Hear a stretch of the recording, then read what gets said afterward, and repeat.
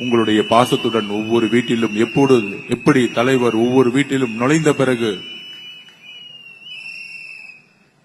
இன்றைக்கு இந்த கட்சியை உருவாக்கினாரோ அந்த மாதிரி இந்த தொகுதியில ஒவ்வொரு குடும்பத்திலும் ஒரு உறுப்பினராகவே நான் இங்கு இருக்க வந்திருக்கிறேன். இது வெறும் தேர்தல் வெற்றிக்காக நான் இங்கே நிற்கவில்லை. ஒரு உணர்வால் உண்மையான அன்புடன் இந்த தொகுதியுடன் என்னுடைய பயணத்தை நான் என் வாழ்நாளில் தொடங்குகிறேன். இந்த பயணம் என்னுடைய உயிருள்ளவரை இருக்கும்.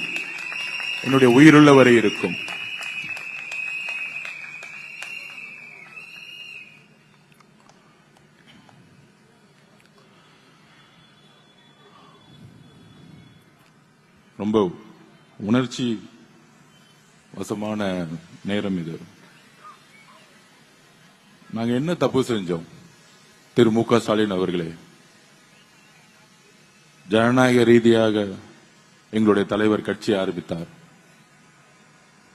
தன்னுடைய வாழ்நாள் முழுவதும் இருக்கக்கூடிய எல்லா நலன்களையும் எல்லா வசதி வாய்ப்புகளையும் தொழிலையும் விட்டுவிட்டு பிரச்சாரத்தை மேற்கொண்டார். 6 டிஸ்ட்ரிக்ட் முடியறதுக்குள்ள கரூர்ல 41 உயிர்கள் எங்களுடைய தலைவருடைய பிரச்சாரத்தை பார்க்க வந்த எங்களுடைய சகோதர சகோதரிகள், குறிப்பாக எங்களுடைய குழந்தைகள் திரு செந்தில் பாலாஜி அவர்களால் உருவாக்கப்பட்ட அழுத்தத்தால் தன்னுடைய தொகுதிக்குள் வரவே கூடாது என்கின்ற மனநிலையுடன் உருவாக்கப்பட்ட அழுத்தம் வேறு ஒரு பிரச்சனையாக உருவெடுத்து அதில் எங்களுடைய சகோதர சகோதரிகள், குழந்தைகள் கொல்லப்பட்டார்கள். எங்கள் கண்முன்னே துடிக்கும் பொழுது எங்களால் அந்த மாவட்டத்துக்குள்ள நுழைய முடியாத அளவுக்கு ஒரு ரவுடி சாம்ராஜ்யத்தை செந்தில் உருவாக்கி இருந்தார். காவல்துறை 144 உத்தரவை செய்தது.